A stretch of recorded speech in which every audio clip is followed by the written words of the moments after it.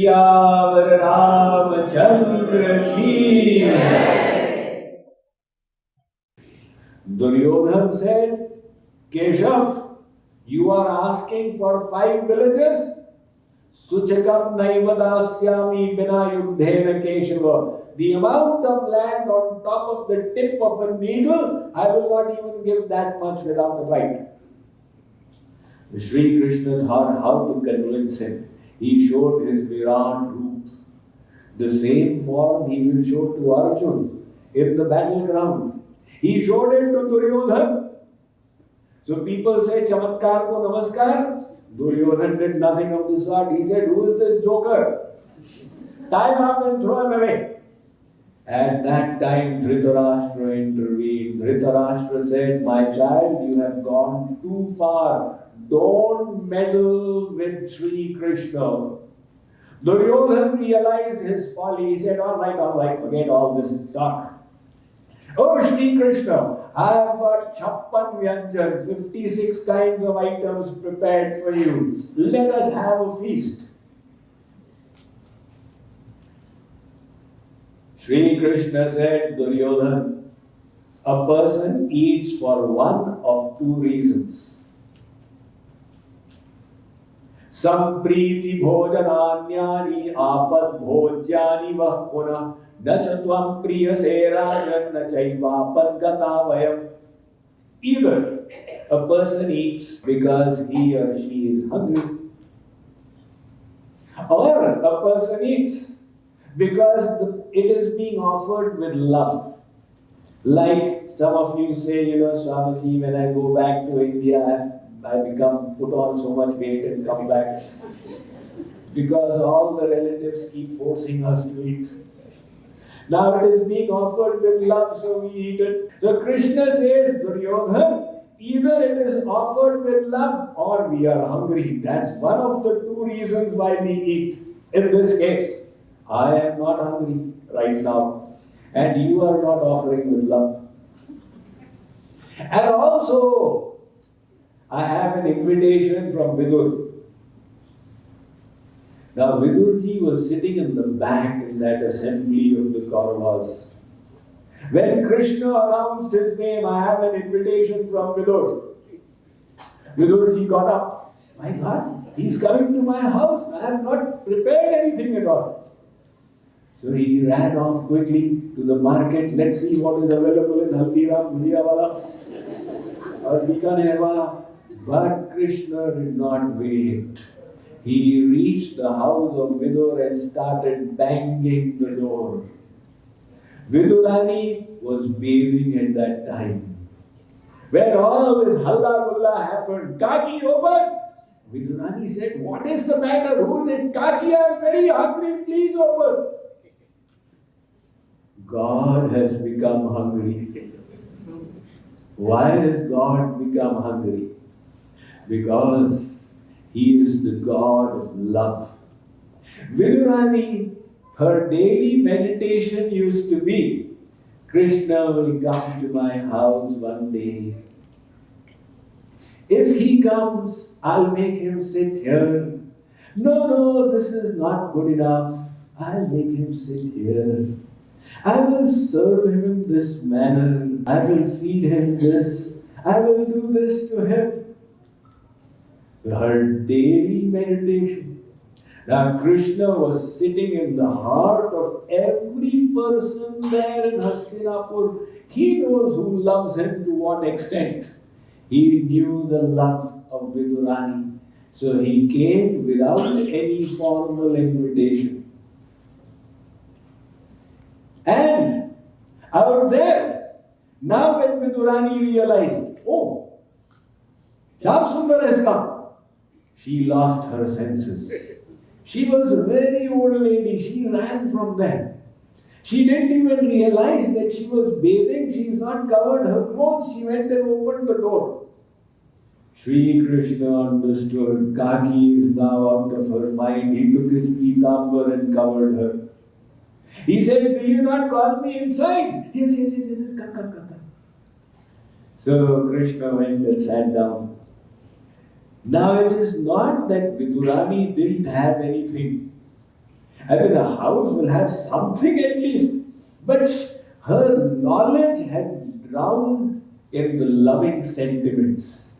She was not aware of what she is doing. So the bananas were nearby.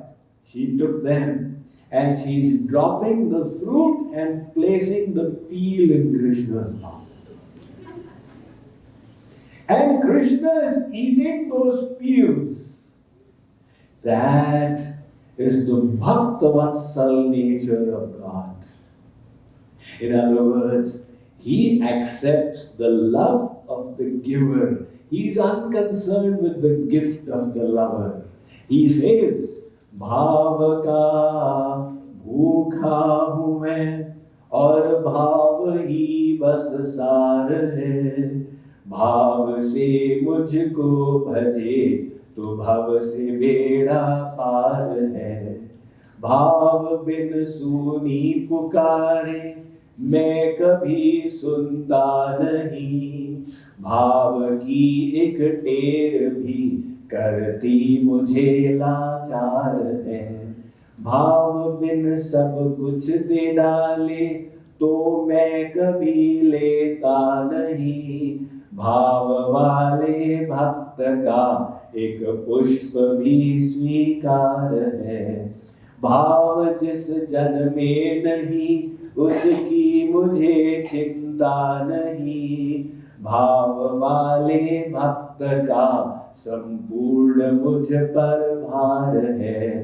बांध लेते भक्त मुझको भाव की जंजीर में. इसीलिए इस भूमि पर होता मेरा अवतार है. भाव का भूखा हूँ मैं और भाव ही बस सार है. भाव से मुझको भजे तो भव से बेड़ा पार है. Seeing the love, Krishna was eating the banana peels. That God who is worshipped in every temple, that God who has the most divine delicacies offered to him in Golok, is taking the banana peels and saying, I have never tasted anything like this. In the meantime, Vidurji came with laddu and halwa and puri and said, listen, Bhagyavan, you are so fortunate, Bhagyavati. You know what? Krishna gave me so much of respect. He announced my name in the whole assembly. He is going to come. We need to clean up quickly. And there he went inside and saw that Krishna is sitting already. And Vidurani is putting banana peels in his mouth. He burst forth upon her. He scolded her. Is this the way to treat the most important chief guest of our life? So he offered the laddus and the puris and the halwa. Krishna did accept it, but he said, Vidurji, don't mind. But the taste I got from those banana peels is not in this. So Krishna subsequently returned to Dwarka. His effort at forging a Sandhi treaty were futile and the Mahabharata became inevitable. Vidurji, when he came to know, he departed. He said, I will not be a part of it. And as we know, subsequently he came back. Now remember, I told you that the Mahabharata is not in a chronology of time. It's not in a chronology of events, but a chronology of knowledge. So, Vidurji, he came back, he gave advice to Dhritarashtra and he departed again. Now, when Vidurji was in Prabhas Kshetra, close to Gujarat, he got news that it seems like the Yadu Vansh, the Yadu dynasty, has been finished. And that disturbed him very much. He started walking northward. And when he reached the river Yamuna, Out there he met Uddhav. Uddhav used to be the minister of Sri Krishna and his close friend. Uddhav was also the disciple of Brihaspati, the guru of the celestial gods. So seeing Uddhav, Vidur felt some relief. He said, Uddhavji, how are you doing? How are the Yadus? How is my dearest Sri Krishna? Hearing the name of Krishna, Uddhav started crying. He said, Vidurji, what to tell you? Krishna has brought his pastimes to a close. And along with him, he has brought an end to the Yadu dynasty as well. A fight took place in that Yadu dynasty, and they all killed each other by the will of Krishna.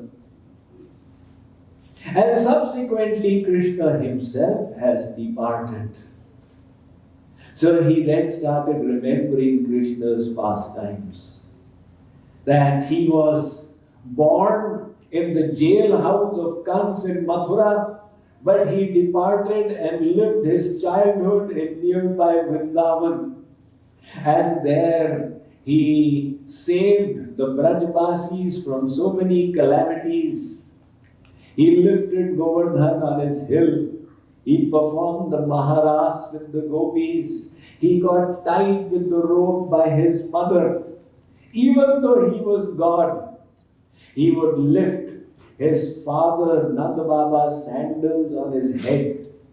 Even though he was God, he would say Maiya, Maiya to Yashoda. And he would go around stealing butter from the house of the gopis. What to say of him?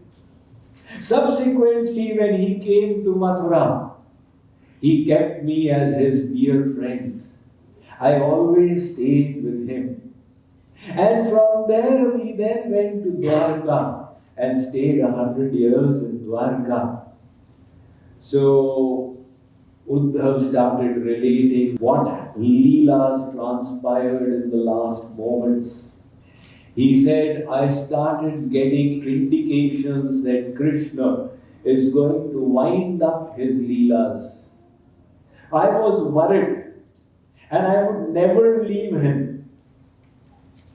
The Krishna instructed me that Uddhav, after I depart, the situation will become very formidable.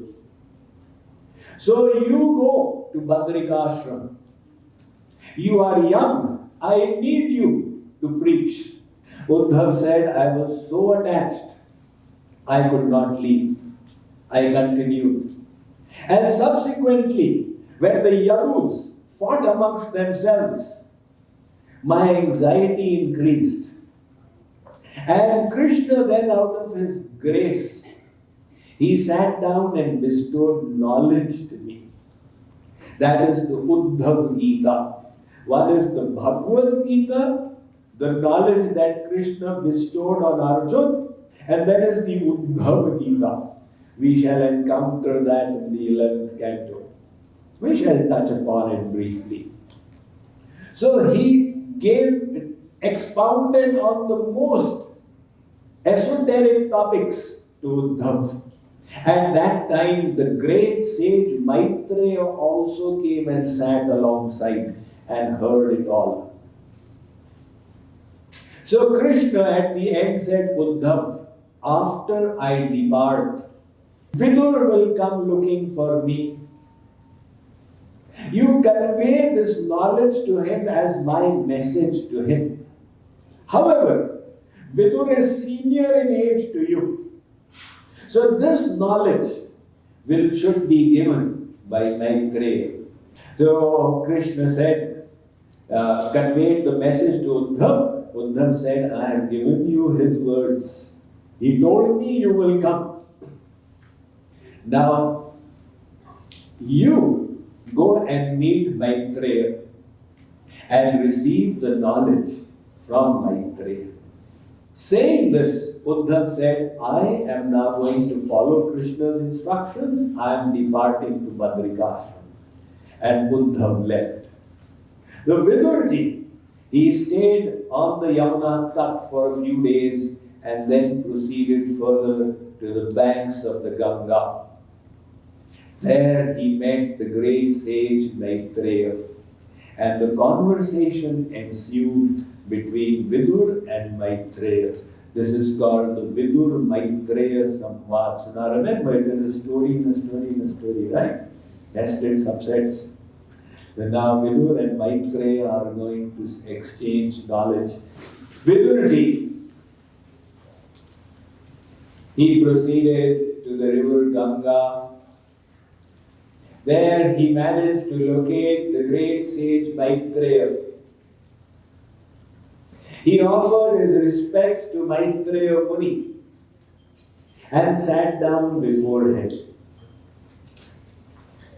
With great faith and reverence and thirst for divine knowledge, Vidurji said, Sukhaya karmani karoti logo natai sukham vanyadu va vindeta bhuyas tataeva dukkham yadatra yuktam bhagavan vadetna.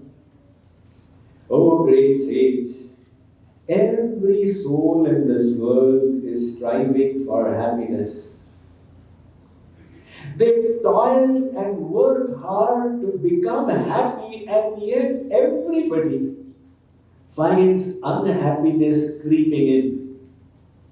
Why are the results the reverse of the efforts? Why did God create this world? We hear He is a karta, He is the non-doer. And why are the souls placed in this world? What is the reason for which God takes avatar? Kindly illumine me on these questions. As you see, Vidur's questions were concerning the welfare of all humankind. Maitreya was overjoyed on hearing these questions. He said, Vidurji, these questions are absolutely appropriate from a personality of your caliber. For you are none other than Dharmaraj, Yamaraj himself. So the story goes that there was one Mandavya Muni. He was sitting in spiritual contemplation when a tribal person came with a spear running to impale him. Seeing a person running at him with a spear, Mandavya Muni got scared out of his wits. The person desiring to impale him came and stopped in the nick of time. But the tip of the spear scratched Mandavya Muni's chest, and more importantly, it hurt his emotions. Mandavya Muni was a sage of no mean spiritual accomplishment. He invoked Yamaraj and said, why did this happen to me? I have not hurt anybody in my life. In accordance with the law of karma, this should not have happened to me. The law of karma, as you sow, that shall you reap. I curse you, Yamaraj, that you will be born on the earth planet as the son of a Dasi maid servant. Yamaraj said, O great sage, I take your curse upon my head. There must be definitely a blessing in it. However, since you have asked, let me offer the explanation to you. When you were small, you had taken a bringi, a beetle, and for no reason except your personal delight, with a twig you had tormented it and killed it. That beetle also has life in it. You performed your bad karma, and what you got was a consequence of that karma. Subsequently, Yamaraj was born as Nasiputra, Vidur. So, Maitreya now addresses the questions that Vidur has posed. And he says, look, when they say that God is the creator, this sentence needs to be understood carefully. God is eternal. He has always existed. And his material energy, Maya, has also always existed. As since the fire has been, its heat and light have also been. Since God has been, the souls and Maya have also been. They are also eternal. So at the time of Mahapralaya, annihilation, God absorbs the world within himself. The elements merge into their sources, and the material energy in its subtle primordial form goes into the Mahodar, the big stomach of God. And then when he creates, he only manifests the world again. In other words, it's a cycle of creation, maintenance, annihilation. Creation, maintenance, annihilation. Creation, maintenance, annihilation. That is why Swami Vivekananda had said, our ancestors, our sages do not believe in creation. Because creation means making something out of nothing which is impossible. It is a repeated cycle. Bhutagrama sa evayam bhutva bhutva praliyate. The Bhagavad Gita, Sri Krishna is telling Arjuna. It's a cycle of creation, maintenance, and annihilation. And the soul is also eternal. It has been through eternals in unlimited cycles. God does not interfere. God performs the work of a referee. A referee in a soccer match or an umpire in a cricket match is neutral. I will give my decisions, judgments. You are free to make your runs. Now, if a player is good, he hits up a century. If he's bad, he gets out on a duck. The referee is not to be blamed. In the same way, God has given us all the freedom to do our karmas. He only keeps giving the decisions. So wherever we have reached in life, whatever happiness or distress we are getting, rather than blame God, we need to take responsibility. I have got what I deserved. So we need to take responsibility. I am in life where I deserve to be. If I wish to improve my lot, I need to improve my karmas. So, Vidurji, the reason why God descends. Martyavataras-tviha martya shikshanam raksho vadhanai vadakevalam vibhu udonyatha syabramata swatma sita kritanam vyasanani ishvarasya. Now he is going beyond the Bhagavad Gita. You see, where the Bhagavad Gita ends, the Srimad Bhagavatam begins in terms of knowledge.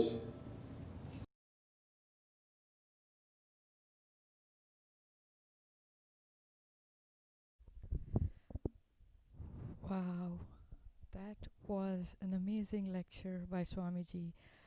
Now, coming to the interactive segment, I would like to invite Nitinji and Aditiji to join us today for our interactive session. Radhe Radhe to everybody who's watching. Thank you, Pooja ji. Thank you, Smita ji. Thank you, Pandit ji. Wonderful, wonderful Bhagavad celebration going on. Bhagwat Mahapuran Utsav going on. Happy Purushottam Maas to everybody. My name is Aditi. My name is Nitin.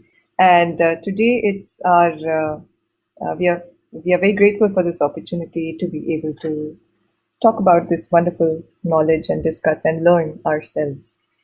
So I hope you're all having a good time. Just wanted to summarize a little bit about where we are in the session so far. Swamiji ended on a very nice note. He said, where the Bhagavad Gita ends, the Bhagavatam begins. And which kind of hints to the fact that we need to have that knowledge that is there in the Bhagavad Gita, that base of Tattva Gyan, in order to get to our bhakti, mind management. And just to solidify that knowledge, we always start with a couple of questions. By the way, Nitin Bhaiya and Ajay Bhaiya have been doing this session. Those are big shoes to fill, so humble apologies for any mistakes. And so our first question for you today, and please like, share, comment right below, is Parikshit was asked to give up hankering and aversion in yesterday's lecture. Our question to you is, what was the solution? How did Shukadev Paramahansa suggest that he would overcome hankering and aversion? And our second question, just a fun one, which is related to the theme of creation, which is, what did the acronym God stand for? And while you scratch your head about those two questions, we'll talk a little bit about what we covered today and its context in our lives, in our everyday lives, and how we can apply it. So I think today's lecture was just so, each day is better than the last, and it keeps increasing. It's never ending. Yes, And absolutely. right. And today's lecture, I felt, Nitin, was a combination of bhakti and gyan, which is knowledge and devotion, and the importance of both to elevate us. So what do you think about that? I think it's absolutely true, and I think it's true of all of Swamiji's lectures. I think it just goes to tell you what an amazing speaker he is, and just how well he encompasses the scriptures and feeds it to us in a way that we can understand. And there's always gyan, and there's always bhakti, and there's always everything that we need on our spiritual path. One thing I wanted to ask you about is one of the stories that Swamiji told today is the story of Sri Krishna visiting Vidurji's house and his interactions with Vidurani. Now, I know this happens to be one of your favorite stories in the Mahabharata, so maybe you could tell us about your takeaways from that story and how the story impacts you personally. Yes, this is actually one of my favorite stories, and I'm sure for everybody who's watching, I think you all love this story quite a bit. It just demonstrates how much God loves his devotees. God is hungry for love. I think that's my main takeaway from this, that God is hungry for love. It doesn't matter how perfectly you might put something if that intention of love is not there. So the intention of love is so important, and that comes out very beautifully when both Vidurji and Vidurani are offering Sri Krishna items to eat. But then Sri Krishna emphasizes that Vidurani's offering was sweeter. Absolutely. Absolutely. Right. And she's eating the peel. She's feeding him the peel. Right. And it's like, it's for him, it's sweeter than the most sweetest things that he's eaten even in Golok. Exactly. Yes. Because of the bhav. Yes. Because of the devotion. Yes. I think the other point I really appreciated in that story is the power of contemplation. Which is Chintan, because Swamiji mentions in the lecture that Vidurani is always thinking that Sri Krishna, if he comes to my home, I'm going to do this and I'm going to offer him this, and that contemplation just becomes like unconscious competence to the point where the knowledge has submerged into the bhakti, and then right, like she loses all her her bearings in that bhakti. It's like the stories about neural pathways that Swamiji is always telling. Yes, neural pathways. Like it's unconscious to the point where it's just happening, and she's just full of bhav. And I think that it's an absolutely beautiful story. One question I wanted to ask you was today. We were talking. Swamiji was talking about the exchange between Mandavya Muni and Yamraj. Yes. And before we get to that, actually, I think A few people have commented. have commented There's generator, another one. generate, organize, destroy. Okay, that's a good variation. Yeah. You're almost there. Operator. Generator, operator, and destructor. Tejal Vain. Yes, Tejal Vain, you are right. It is generator, operator, and destructor, which is Chi. Actually, it is generator, operator, and destroyer. Right. I'm Yes. looking at my If we're my going to notes nitpick here. the exact Yeah. right terminology. So yes, so thank you for that answer. So yes, Nitinji. So I wanted to ask you, what did you think of that story, the exchange between Mandavya Muni and Yamraj? So I particularly love that story because of the interplay of pride and humility between the two of them. One thing that Swamiji likes to reiterate in many of his stories is that no matter how devout you are, no matter how detached you are, you can always still make a mistake. And this is where an example of you have a very devout, very accomplished sage like Mandavya Muni. He has a moment where he's scratched by the tip of this spear, and in that moment, he loses his emotions. He's caught off guard, and he still has this moment of pride and this moment of anger where he summons Yamraj, and he says to him, "Look, Yamraj, I've never done anything wrong. How dare you create this moment of karma for me?" And then so this is the moment of pride, and on the reaction, you have Yamraj, who responds with this incredible humility of, "I see that you curse me. I accept that you curse me. There's always some blessing within. Meanwhile, let me explain what you actually did do wrong. You don't remember it because you were a very small child, but you did torture and crush this one little beetle when you were a very small child, which of course you don't remember, and now you're being punished for that." So I would have almost been curious to see how Mandavya Muni responded to that. But I think this is a situation that we all see in our daily lives, where somebody comes to us, thinks that they're justified, and comes to us with this anger, and we have to remain calm, and we have to tell them, we have to show them, no, I understand that you're upset, but here's the mistake that you actually made, and here's what you actually should have done. So that's why that story has always been it's very interesting for me personally. Yes, that was actually a very interesting story because it brought to light the humility and at the same time gratefulness and graciousness of Yamraj ji, Yes, which are, absolutely. I think, excellent qualities for any leader to have. To be humble in the face of when somebody is actually criticizing you in that way, and to be able to explain what they did wrong in a completely calm way while accepting whatever they did. That's a wonderful story. It again goes back to mind management, which is coming up at 8 p.m. CST, our latest video. And to end that, actually, is end this section, actually, wanted to point out that the concept of free will that Maitreya Muniji brings up, and that we all have free will to choose to contemplate, just like Vidurani, to desire God and find happiness in that direction.